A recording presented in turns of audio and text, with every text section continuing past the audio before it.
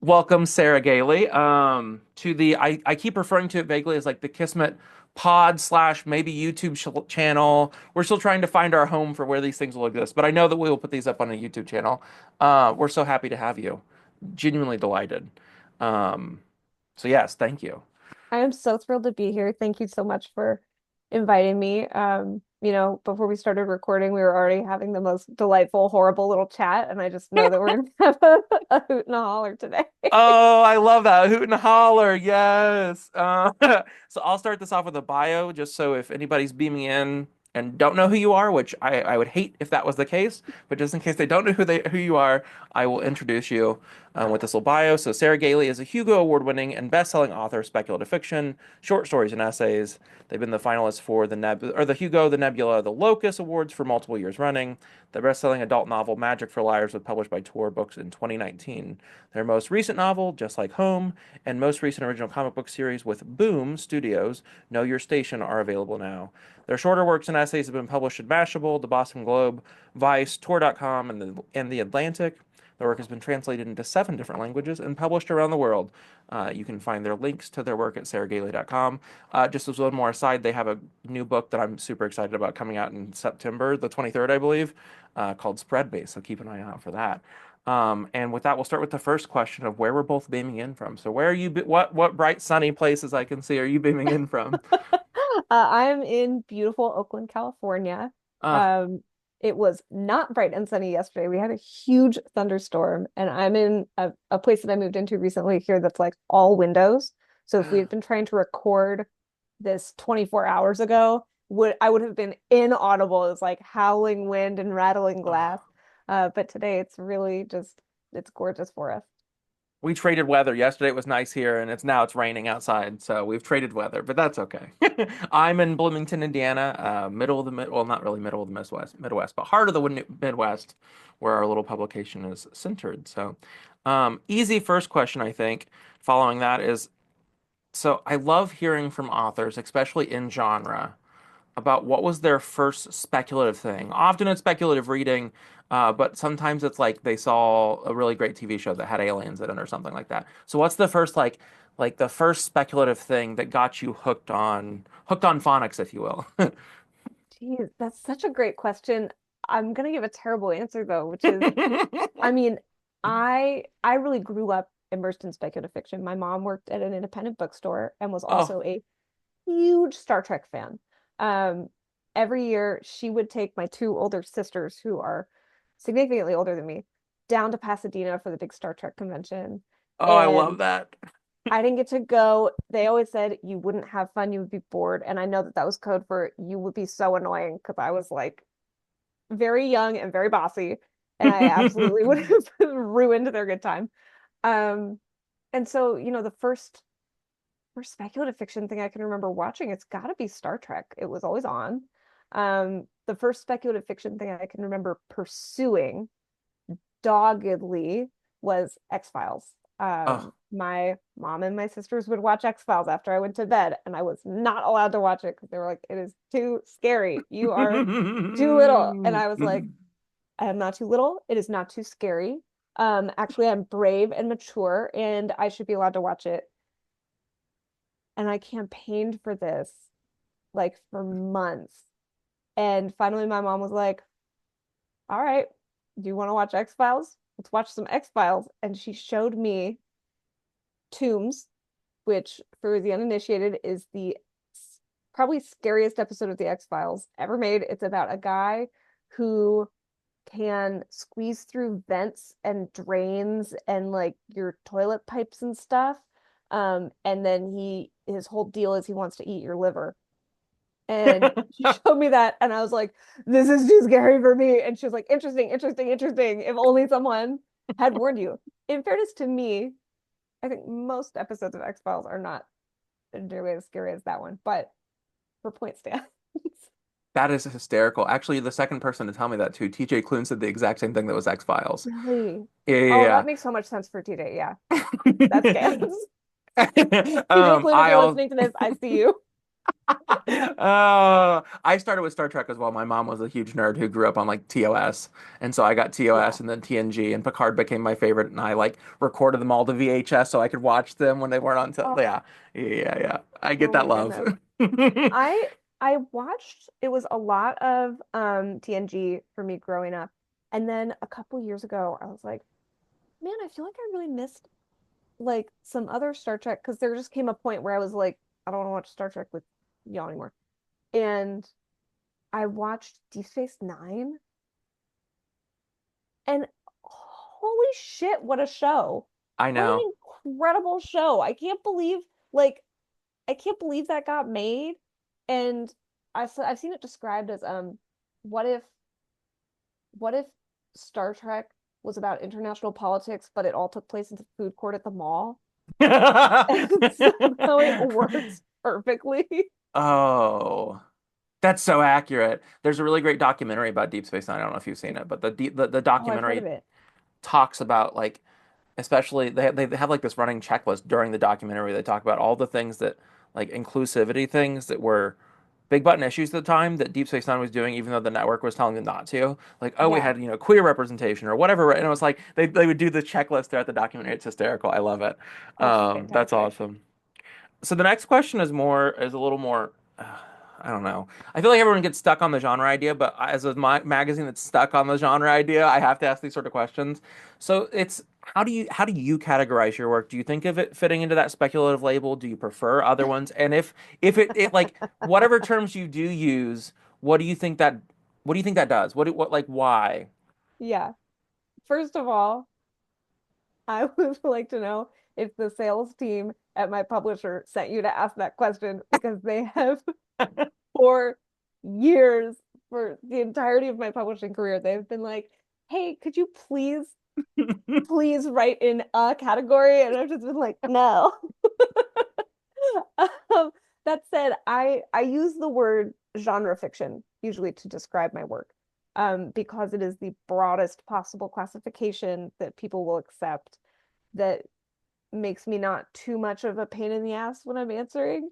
I write everything I write is cross genre. Everything I write is literary crossover also. Um, actually, Spread Me might not quite be literary crossover at this point, but it's all over the place. It's all over the map.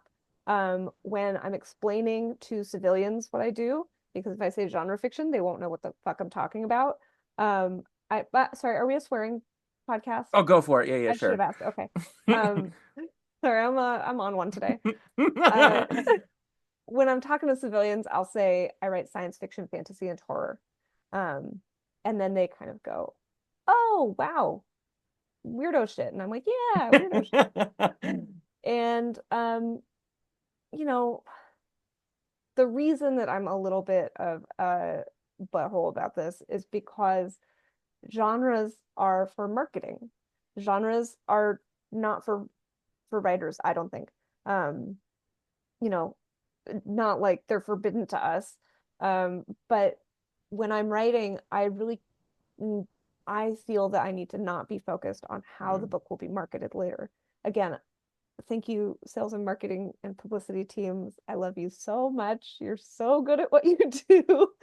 But if I'm sitting there going, I need this to be a thriller, I'm going to be trying to write to sell.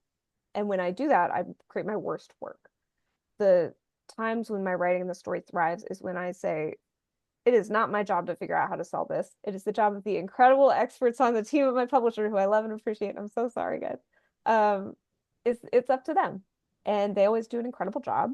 So I sort of abandon the idea of genre. And then there's also, the cranky queer hatred of taxonomy that I have going on, where I'm like, categories are created in order to tell people what things to wipe out when, and so I'm not going to participate in that. Yeah, I think that's why I glom onto the term speculative because nowadays, like counter to when like Margaret Atwood or Heinlein were talking about it, it's become much more this like broad inclusive label, and I use it frequently for that same reason of like so many things fit in it. And your works, because I love hand selling your books at the store. It is one of my favorite things, and so whenever I run a book club at the bookstore I work at, and the first book we read, I'm almost certain it was the first book was American Hippo, Oh the my whole gosh. collection. I found the first River of Teeth at a book loft in Columbus, Ohio. I was like, oh my Love Book God, I have to. Loft. Yeah, they're my favorite bookstore. Period. I like it's incredible. You can get lost in there, but I found River of Teeth there, and I was like, I have to do this. I have to talk about this with other people. And so then hand selling that book to people was really interesting. It's like, okay, cowboys, hippos. And then I love pivoting to like, oh, turn of the century U.S. beef shortage, hippos. It's Uh, I love selling your books. It's always like whenever we were talking recently about the noir novel with because we read Jeff Vandermeer's Hummingbird Salamander. I'm like, if you want another good noir, go pick up Magic for Liars, Harry Potter. But somebody dies and somebody's got to come figure. No, your books are so like delightful because they blend and people are always. It's fun watching people's reaction to this idea. And I think that's sort of the genre fuckery that's happening these days in the world of tours. I mean, tours really good about publishing, but so is Solaris and a couple other people of like these people, like you and many other people who write across the spectrum, combining all these ideas. And I think I love that world right now. And so I like the idea of just sort of genre. well, I mean, I also do, I love the label speculative fiction. It feels very much like the queer of literary conversation. Um, I always love a bigger umbrella. I'm like, as big an umbrella as we can get, that always is going to appeal to me. And I think the reason that I veered toward saying genre fiction is probably because I find my work to be slightly less speculative than people think. I and this is like a very like formalist garbage notion. It's not, I don't feel very passionately about this distinction, but a lot of my work is based on stuff that just happens and is already happening or has already happened. I do a lot of, when people say like, where did you get this idea? I'm like, from over there where it's occurring. Um, and so I think I tend to like be too shy to call my work speculative, honestly. Mm. I don't feel as inventive as a lot of my other peers. I mean, I think that's one of the charming, not charming, that's not the right word, but like compelling parts of your books too, is that often it is like the story that's happening around it is the speculative thing, but the person who's in the middle of the story, like in Magic for Liars, is often just in it. Like they're just in the trenches dealing with whatever's going on. So I like that thought. Yeah, interesting. It's so interesting too hearing how like the people reading it versus the people writing it all like to categorize. So, Oh, um, absolutely. Are you kidding me? I love those conversations so much. And I love when I talk to someone about my work and I say something about it and they're like, you're completely wrong. My friends love doing this. I'll say something about, gosh, okay, this book that I have coming out in September, Spread Me. I was really struggling to think about like how I was going to discuss it going forward. I like Mm. had turned it in and it was done and I'm in like huge burnout right now and so my brain is just fried and I can't have smart thoughts. And I was like, what am I going to say about this book? What do I possibly have to say about it? And I turned to my friend and I said, I think I wrote a book without any themes. And she roasted me for like 5 days about saying this. So it's like we don't know Uh, our own work. yeah, yeah. I dabble in writing, and I know that by the time you get to the piece, sometimes you're like, I don't want to look at this. I don't want to touch it. Like somebody else read it. Someone else tell me things about it. I don't care. Oh yeah, I have uh, no idea what it's about. uh, going along sort of like these lines of genre and of our starting conversation too before we start recording. And I pose this question often. I think people think of the good work as like who are good writers, but I think more the intention, especially here at Kismet, is like finding authors who are doing good work within their writing, like using the writing to say things, which I think often you do very subtly. Like yours is like there's some really interesting like American Hippo is a great example where it led to some really interesting conversations about gender and at the table because we had some people who weren't familiar with like a lot of those things. And so we had a long conversation. It was really beautiful. Who were like writers you look up to? Who could be writers who are doing like good writing, but also like who are doing cool, good things with their work? Gosh. Um, I'm the reason I'm pausing right now is because the person I'm thinking of immediately has published under two names, and I'm trying to remember which one they're publishing under right now. Mm, Um, I think they're publishing under the initials H.A. Clark, um, who has a who wrote Scapegracers, um, mm-hmm. has a book that I believe is out now called Metal from Heaven. Um, That's yes, I have it sitting on my shelf. August Clark is what that one's published under too. August Clark. Yeah, yeah, Okay, yeah, sorry yeah, about that. yeah. That they think they published Scapegracers under the initials. And I think that they're doing like a V. Schwab, Victoria Schwab thing with like age Oh, level cool. name reference. So yeah, August Clark, incredible writer, incredible clarity of vision. Mm, Um, Clark writes about labor organization and leftist organization and leftist community with the clarity of someone who actually participates in it. mm. Sometimes you read something that's about like supposed to be about leftist community and it's this very like um I've never talked to another person who I disagreed with in real life Oh, vibe where August Clark, I'll never forget this. In Scapegracers, there's this scene where a conclave of witches is coming together. And the conclave of witches is basically like a bunch of anarchists organizing. That's like the energy. And there are two people coming to blows in a parking lot. One of them is calling the other one a fucking fascist. And they're like ready to hurt each other physically. They're serious about this. And later, our protagonist is talking to one of them and says, "Is that other guy really a fascist?" And the person who the protagonist is talking to goes, "Nah, he's just a kind of different type of leftist than me, but he's fundamentally a pretty good guy." And it's like, here's someone who understands what it's like on the ground. Like yeah. there are people in my exact same pie slice of the political world who I would not touch with a 10-foot pole because I'm like, they are a bootlicking, like coward. That it's incredible that they let invertebrates come to protest. Like, and then if the two of us are talking to the same Fed, I'm I'm giving them an alibi. I'm like, no, they're my best friend. They've been living with me for 3 years and we never leave each other's company. Like Yeah. so yeah, Clark really gets it and writes so fearlessly and so beautifully. It's disgusting. It it makes me want to learn how to write. It's like unreal what they're doing out there. So that's my big wreck immediately. Oh, okay. It's moving up my list. I've got all these like arcs I'm reading, and like for book club, I'm reading "This Is How You Lose a Time War," and so like I've got all these books on my list, but that's moving up. No, it's rolling up. Great. Yeah, and I think your piece, have you eaten, and like Margaret Killjoy fit in those categories too. Of like when you read it, you're like, Yes. these are people who like know how this works. Like, have you eaten was there's a I just really impressed me. I loved it. The artwork is incredible too. And I have a Oh, question about thank you. collaboration later. Wait, But but no, before we move yeah, on, I want to second that Margaret Killjoy wreck. How, how I'm I can't speak articulately yet about their most recent title. Sapling Cage.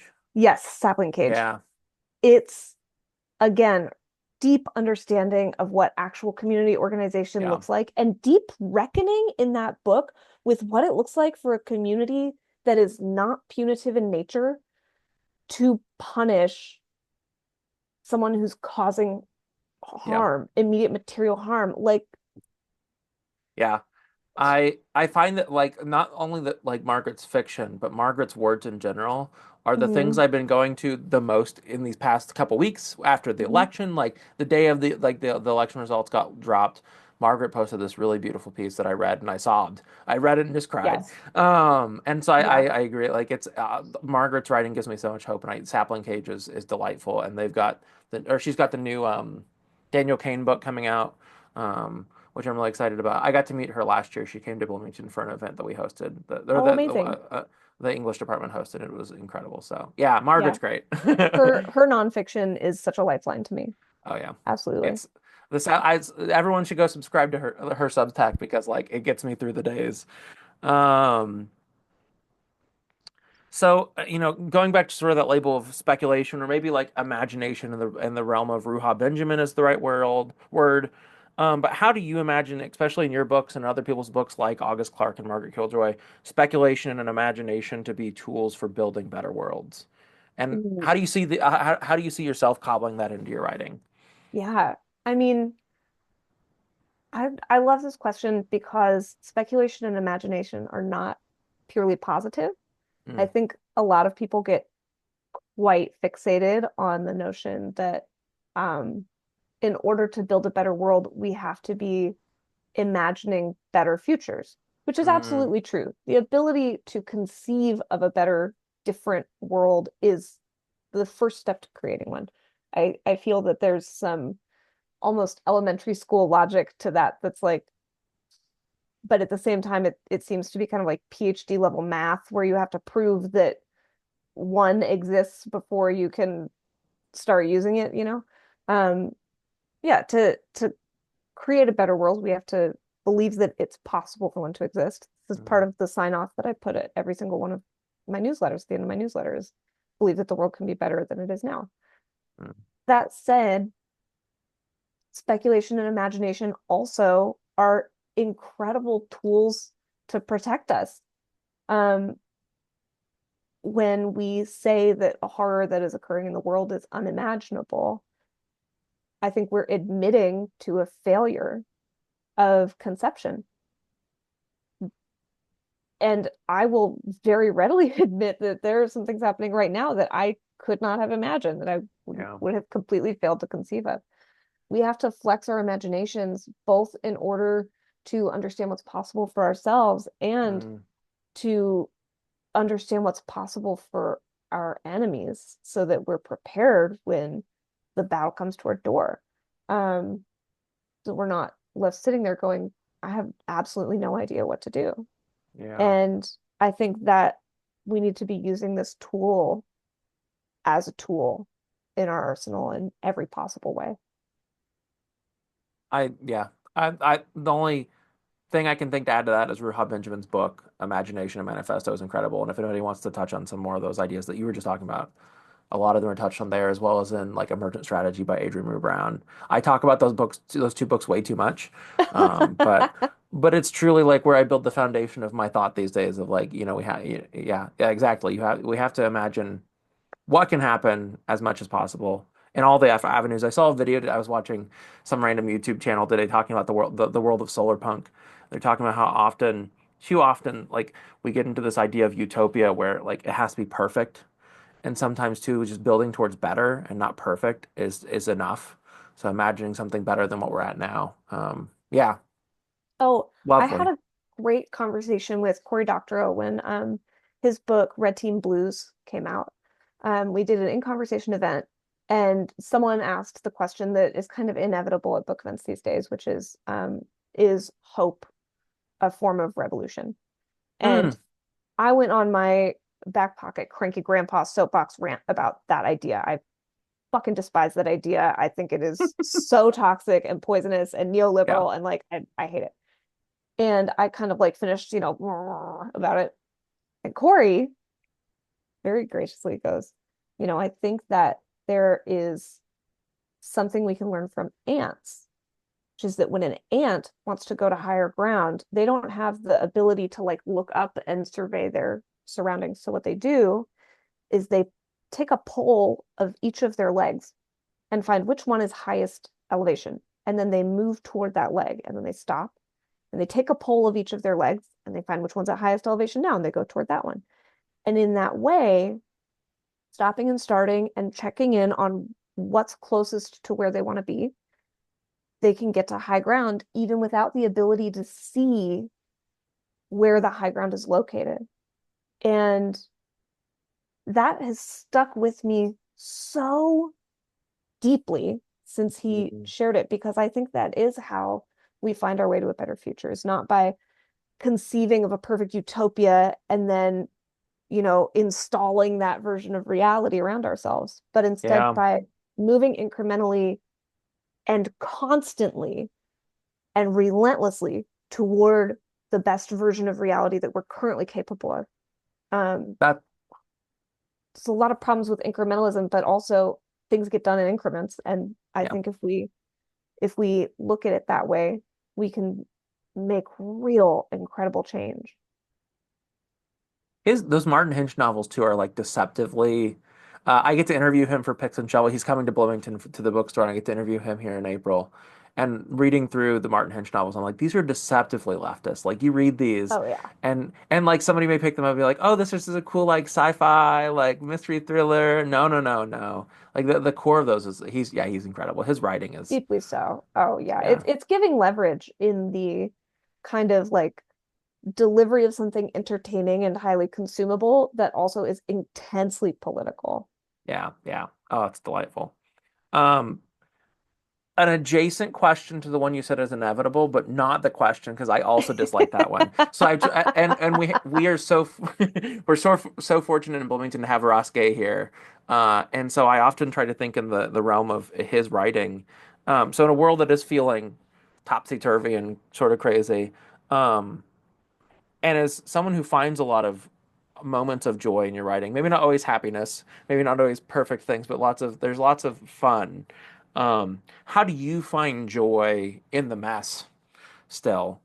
Yeah, I guess the question. How do you find joy in the mess? Oh, very stubbornly. You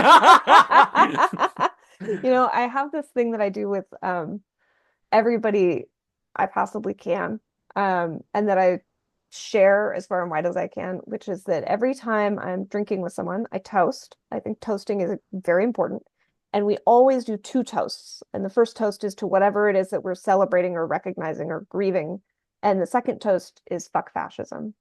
Oh, And I got to tell you, during the Biden years, people started laughing at the end of that second toast. And I was like, oh boy, people don't laugh no more. But mm-mm, it's vital that it's the second toast mm, because the goal of fascism and authoritarian regimes is to consume all of your resources and identity. It's a it's a governmental high control group mindset that says you need to be thinking about us all the time. And I think we have to refuse that. We mm. have no purpose in fighting against the bleak domination of authoritarianism if we aren't fighting for something, Mm. you know? This iconic Mulan song, uh, A Girl Worth Fighting For, is like, yeah, we got to remember why we're doing all this shit. Yeah. And I think a huge trap in organization and resistance is getting so locked into the narrative of the fight and the idea of heroism and the idea of like gloriously sacrificing all of your happiness that people don't know what they're going to do when the fight is over Yeah. and they lose the ability to put the fight down when Mm. it's time to pick up their loved ones and their happiness. And I Oof. think that balance is absolutely vital. Yeah. Yeah. Sorry, I'm just really feeling that that answer is sort of striking me. So I'll pivot to the next question as I mull this over. So American Hippo, Magic for Liars, just like Home, are all examples of books where you do something really magical. All these center on this sort of like dark side of the world. We live in, corruption, greed, murder, etc. And I think it'd be interesting on a craft level to hear how you find the ability to counterbalance that with humor and the love that seeps out of these books, and also how you find the energy to write about those things too. Still, and I think part of that was answered in this last question. But yeah, all of that. I mean, it's inconceivable to me to do it any other way, honestly. I write the way that I live my life, and the Mm, way I live my life is really trying to have both eyes open, both hands on the world at the same time. You know, there is no grief without love. mm, There is no love without preemptive acceptance of grief. There's no pain without the contrast of comfort to make pain legible. and there's no comfort without the acknowledgement of the absence of pain. All of these things exist at the same time. We can't, well, I was going to say we can't, but a lot of people do. I can't abandon one part of the experience of my life in order to try and appreciate the other. It all happens together, and it's so much richer that way. You know, one of my favorite food writers, Samin Nosrat, has this amazing Oh. book, Salt, Fat, Acid, Heat. I'm obsessed with her. She's the best. She lives in the Bay Area where I just moved back to, and she like notoriously gifts people in her life branches from her bay laurel tree every Christmas. And I'm like, I'm like following the smell of bay laurel. I'm like, where are you, Samin? Um, we should be food friends. But she writes about how, you know, these flavor sort of verticals of salt, fat, acid, and heat create richness and depth of flavor in a dish. And I got to hear her on a podcast once talking about why cranberry sauce is so popular at Thanksgiving dinner for American Thanksgiving. And it's because it's the only acid on the table. Everything Hmm. else is rich, fatty, carb heavy, salty. And so you look to this relief of the acid to bring balance to the Mm. meal. I think there are a lot of people who live their lives trying to like be gravy maxing, and they're like, I'm not seeking out bitterness, I'm not seeking out sourness, I'm not seeking out spice because those things make me uncomfortable. And as a result, they don't know that food tastes good. And that's how I Yeah. feel about like the emotional experience of being alive is there's no separating out humor from suffering. And there's certainly no separating out suffering from humor, especially with some of the Yeah. jokes I tell. Samina's I love reading Have You Eaten? I was like, oh, this is like Sarah Gailey's a foodie. And I've joked with a friend of mine that I should have a day where I host like a meal where I cook all the dishes, both variations, for everybody and have them like sit and read the stories and eat the delicious food. But Oh my God, please do this.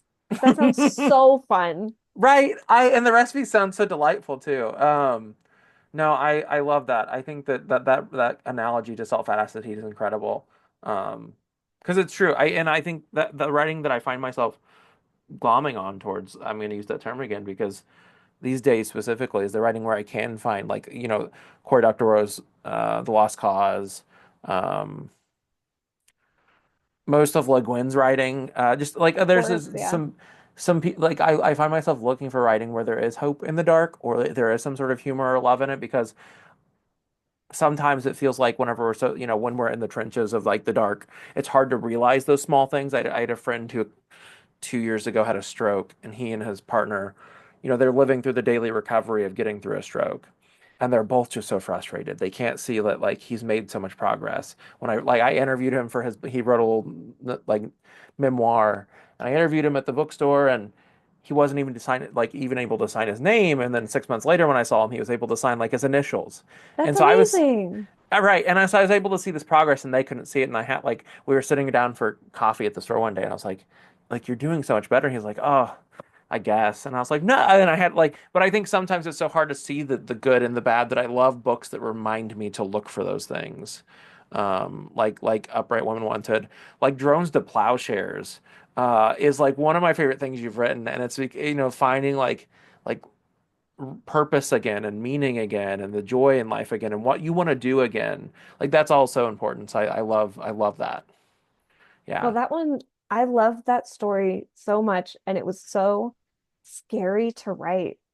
Um, because it's me grappling with the question of, okay, if I truly believe in universal compassion, which I do, and I truly believe in community-based rehabilitation instead of carceral punishment, what do we do with the people who have been indoctrinated into roles that hurt us?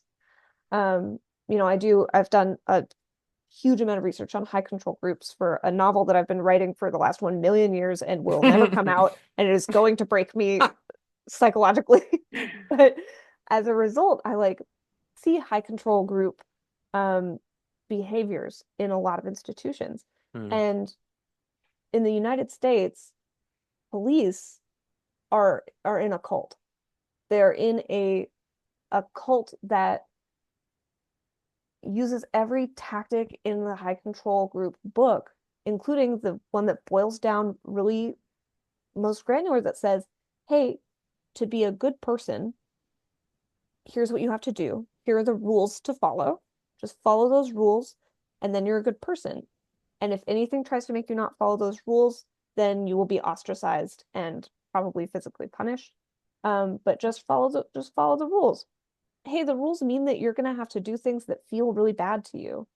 That's normal. It's normal to feel awful about the things you do. It's normal to feel that you're not in control of your own actions because that's how you be a good person. So just like accept that that's normal, accept that your whole nervous system will be telling you not to do things and you have to do them anyway. Like that's part of this practice of indoctrinating people, creating what we call a splitting effect in a person's personality that basically divides them into the person who does the bad things and the person who goes home and sits with their family and laughs with their kids, right? Like the these are well-studied phenomena. And so I was doing this research and I was like, oh, this is cops all over. So if I believe that people who are in high control groups deserve the opportunity to heal and recover and rehabilitate from the incredible psychological and emotional damage that's been done to them by these high control groups. How do I apply that to cops? And I didn't want to write that about human cops. I don't have the stomach for that shit. But I thought, hey, there's also this whole ethical question of like how we're using what we consider or refer to as intelligent technology to hurt people. How do we treat that? How do we treat Yeah. a robot who has been made to hurt humans? What do we do if we really, you know, put our boots on the ground and believe in rehabilitation? And so that story was like petrifying to write, and it remains possibly my favorite thing I've ever written. It's I scream about it on LeVar Burton Reads. I try to get people to listen to it. I scream about it in the Terraform collection. I truly, it's like, it is a thing I talk about way too much because it is just such an incredible piece of writing. I think when leftists talk about, getting rid of prisons and getting rid of whatever systems of punitive justice that exist, often the question is, what do we do afterwards? Like, well, how do we solve these problems? And I think it is such a concise and loving letter to that process. Um, yeah, it's just lovely. Yeah, what I will never stop raving about that piece. And LeVar Burton does such a good job reading it. Oh my gosh, he's incredible. I was so floored when he picked it for his podcast. I was like, and still am floored. He's amazing. That podcast too is one I often is something I just scream about in general because it was such. I started listening to it during the pandemic, and it was one of those things for me. And so now that it's over, I'm like, where do I go? LeVar, come back. But pivoting a bit, Kismet exists in a space of being like an online publication, but we also something that sort of we really love because Bloomington's in the center of it, and queer cultures in the center of it. I think it was just was zines. Zines. We have multiple zine libraries here in Bloomington. We have one at MCPL and we have one archive on campus, and we're a zine community. And so whenever we were thinking about the magazine, we're like, we definitely want this to be a physical thing. So we started a zine. I'm now making them myself too, which is great. We got a grant from the city. I've got a printer behind me, this giant Oh, paper guillotine, so that I can make all the copies by hand. Um, amazing. but you've also started a zine recently. And so I have multiple questions. I'm looking at my paper to remember what the hell are. Um, I love, for people who don't know about it, it's love letters, reasons to be alive, and it exists. Stone Soup is the name of the website that the articles are on. And I would love to hear you talk about sort of the core of the project, the heart of it, for people who don't know what it is, and sort of where it started. Because as I've been following its journey, I've just been so in love with the idea of it. Yeah, this is actually the first time I'm getting to talk about it with someone who's not like, directly involved. This is a real thrill. Um, Love Letters is a a thing I'm deeply, deeply passionate about. This publication concept came to me during a very, very bad period of my life. Um, Not super far from this time last year Mm, when I was in a state of huge upheaval. I have had my heart just comprehensively broken. Um, and the entire future that I had been building and that I had been working toward and counting on was gone. And you know, I'm quite mentally ill and traumatized. When I am going through a difficult period, my brain has got like one solution to offer. And the solution is very permanent and not a good idea. And I've done a lot of work in therapy over a lot of years to be able to hear it when my brain comes up with this idea. And it's like, I know how to solve all our problems forever. To be able to hear that and respond like I'm talking to like a well-intentioned but deeply uninformed like intern who's brand new at the job who's like, what if we just do this? To just be like, that's one idea, and I really appreciate your contribution. We're gonna consider some other ideas as well. And like just, weather that. But during this period of time in my life, I was having a tough time doing that. I was really deeply struggling to keep in mind that the solution my brain was coming up with was not a good one.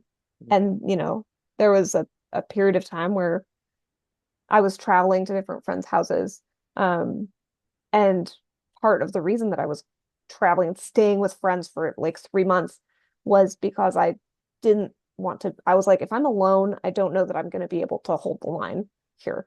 So, not putting any responsibility in the hands of my friends to prevent any action, but just saying like, I need to not be by myself because I'm not a safe person to be alone with right now.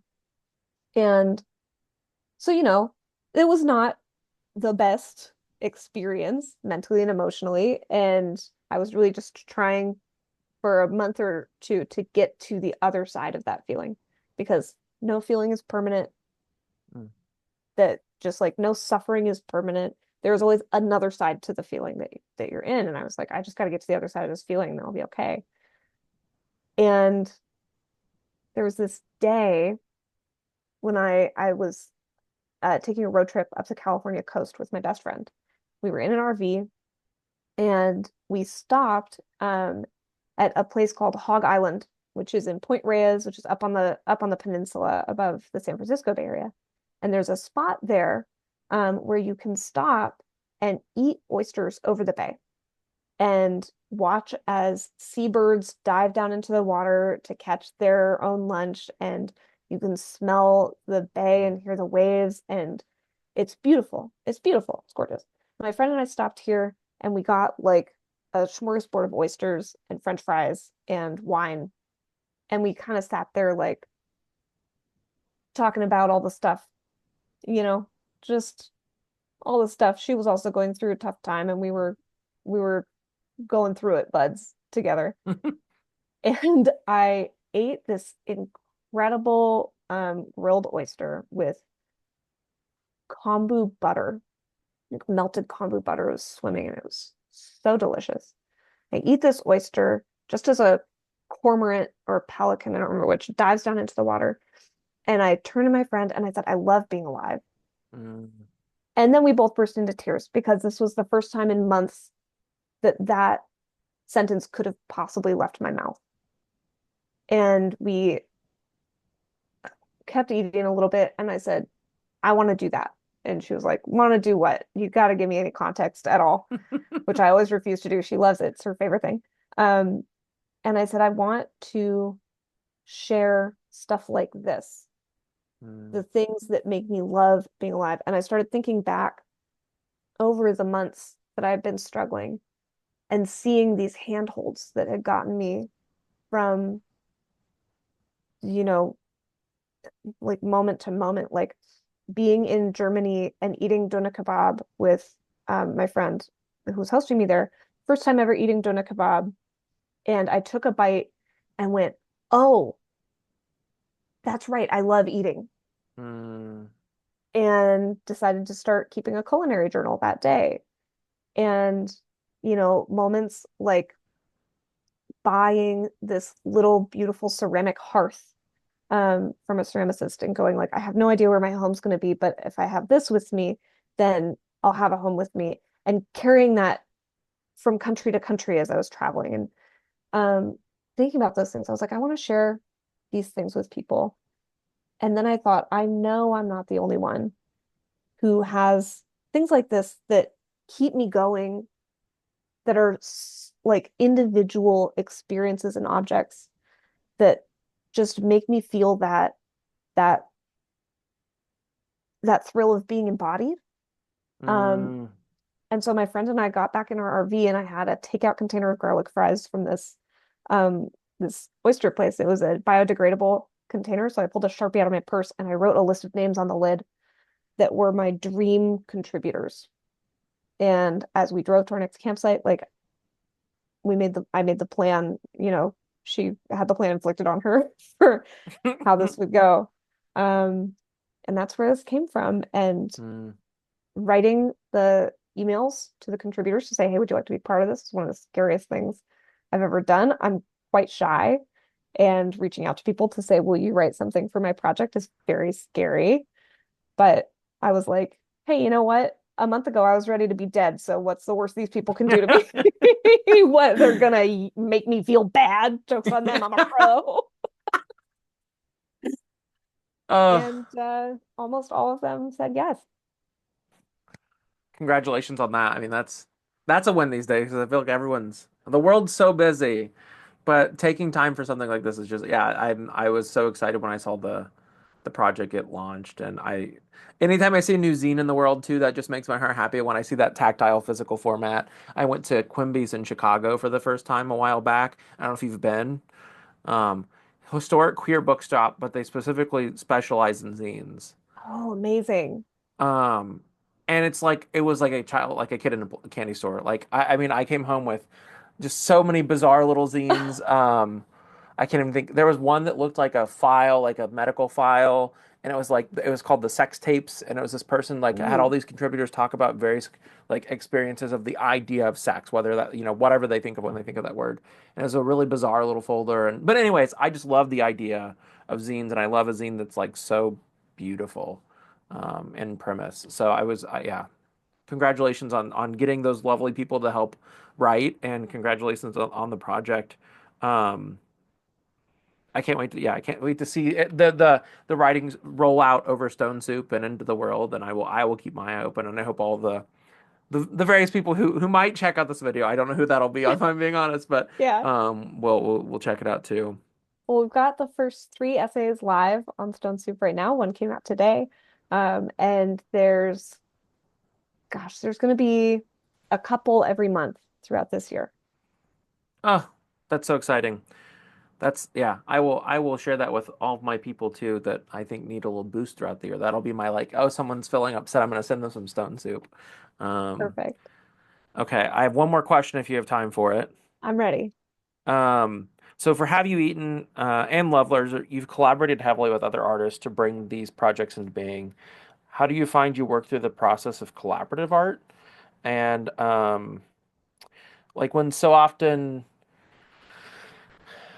or pitch create a creative world that's centered on a product rather than like with an individual person at the center of it. What's it like for someone else to be a part of that and to trust them into that process of something that on one hand it has to be generative financially because with love letters it had to be financially backed, and with Have You Eaten, you were getting published. So like, how do you invite someone to the trusting part of that process of creating art together, and what was that like? Oh, it's incredible. It's incredible. It's one of my favorite parts of the work that I do.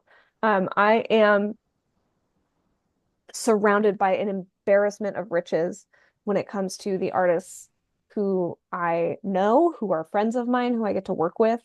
Um, it's unreal to be able to send a text to one of my favorite artists and say, "Hey, would you be interested in working on this? Here's what I can pay." The brief that I give is always quite broad until they ask me, "Please, can you tell me more what you want?" Because I'm always in awe of what they can do. Mm, For love letters, I'm working with a few different artists for covers and interiors art. The interiors art is like in the physical zine, there will be like header art for Mm, each essay. And for the first issue, I worked with my dear friend and frequent collaborator, Shingyan Kaur, who is one of my absolute favorite artists, just a total genius, very dedicated to the idea of art as creative practice rather than product, um, and yet creates incredible products as well. And Xing read the first essay in the series from me, which is called The Jewel in the Eye. It's a love letter to finding a small crab on the beach. And just kicked out this cover that is a tiny crab cupped in a pair of hands. And it's the most tender, lovely, beautiful thing. Um, and it's, very graphic. So it can be small, it can be large, and it's striking, and it has such a rich color mm, that shows up perfectly on any screen. And so every little aspect of this, it looks like a quite simple drawing. Every single aspect is so informed by the depth of expertise mm, that this artist has that is many parts expertise that Shin could teach a class about, and then many parts instinct and mm.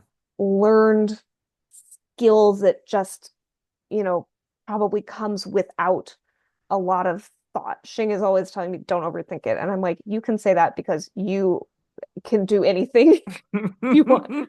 Um, and so getting to collaborate on that, getting to feature it, getting to pay for it is such a privilege and such a thrill. I just got art from Lucy Bellwood, who is also incredible and a somewhat frequent collaborator and contributor to Stone Soup.